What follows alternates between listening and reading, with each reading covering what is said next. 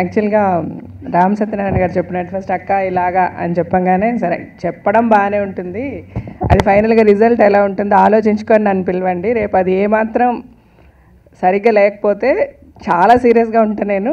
అది నాతో ఓపెన్ చేయించి ఒక సినిమాని ఆడవాళ్ళని మొత్తం సినిమా మొత్తం విమెన్తో చేస్తున్నాము, ఇది విమెన్ అప్లిఫ్ట్మెంట్ గురించి ఆడవాళ్ళ గౌరవాన్ని పెంచడానికని ఇన్ని మాటలు చెప్పిన తర్వాత అందులో ఏమాత్రం తేడా వచ్చినా నేను ఊరుకోను అన్న.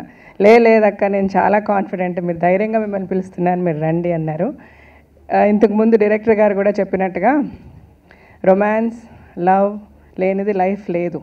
But at the same time ఆయన అన్నట్టుగా అబ్సీనిటీ వల్గారిటీ అవసరం లేదు.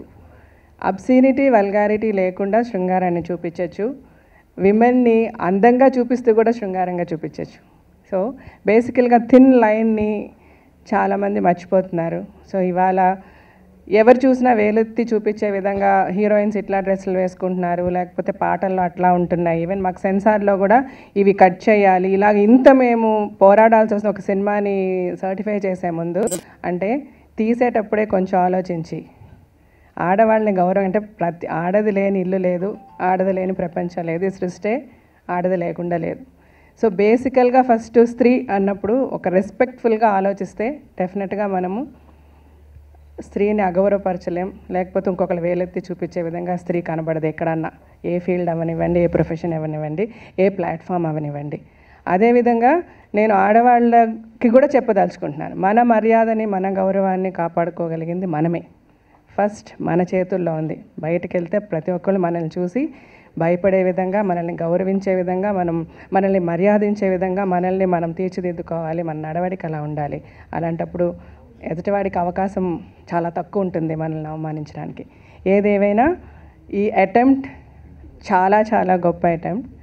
ఆడవాళ్ళ గురించి అని ఒక చట్టాన్ని పెట్టినా, ఒక ఆలోచన వచ్చినా, ఏది చేసినా ఫస్ట్ ఇనీషియల్గా చాలా చాలా ఎంకరేజ్మెంట్ ఉంటుంది ఇప్పుడులాగే. But in the course of time దాన్ని ఎంతవరకు ఆచరిస్తున్నాం, అది ఎంతవరకు అంటే స్ట్రైట్ రిజర్వేషన్స్ దగ్గర నుంచి నేను మాట్లాడుతున్నాను.